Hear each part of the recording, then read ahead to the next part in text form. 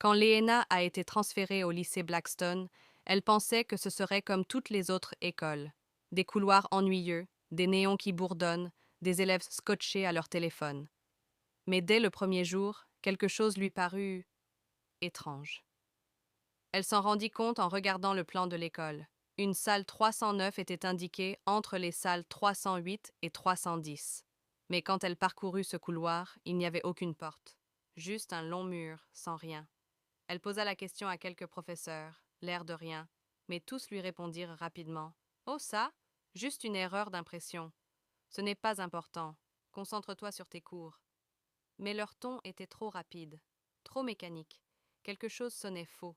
Les choses devinrent encore plus étranges quand on lui assigna le casier 309B, juste à côté de ce mur mystérieux. Les premiers jours, tout semblait normal.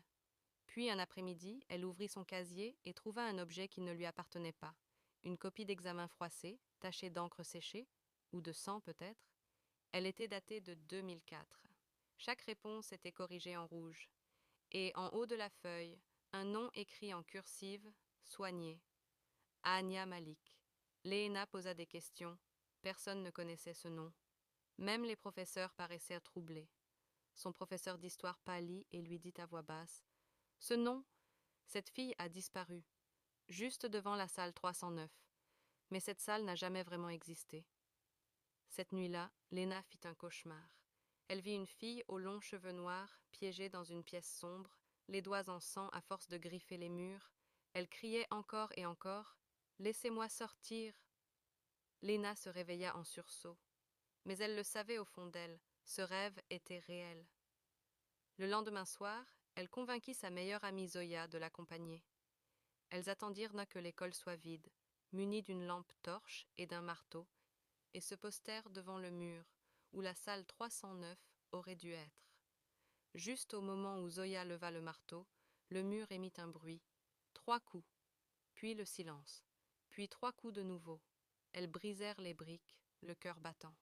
Derrière la poussière et les pierres, une vieille porte en bois, gravée de symboles étranges, presque comme des griffures. Elles l'ouvrirent. À l'intérieur, une salle de classe figée dans le temps. Des pupitres couverts de poussière, des papiers qui volaient, et un tableau noir où venait d'apparaître une phrase comme écrite à l'instant. Tu m'as trouvé, maintenant reste. Zoya hurla et prit la fuite. Lina se retourna, mais la porte claqua toute seule. Le lendemain matin, Zoya revint à l'école en larmes. Elle raconta tout au secrétariat. Léna, le mur, la porte, la salle 309. Mais la secrétaire la regarda sans comprendre. Léna? Désolée, nous n'avons jamais eu d'élève avec ce nom. Affolée, Zoya courut en classe. Elle demanda à tout le monde. Personne ne se souvenait. Certains rirent même. Léna? Tu parles d'un rêve ou quoi? Il n'y avait aucune Léna sur la liste des élèves. Aucun casier 309B. Aucune trace, comme si elle n'avait jamais existé. Mais quelque chose avait changé. Ce jour-là, une nouvelle élève s'assit au fond de la classe. De longs cheveux noirs, un regard vide, silencieuse. Son badge disait Ania Malik. Zoya figea, et quand elle rentra chez elle, elle ouvrit son sac et trouva à l'intérieur la même copie d'examen, celle de 2004. Mais cette fois, une nouvelle phrase était apparue, écrite en rouge. Merci Zoya, c'est ton tour maintenant.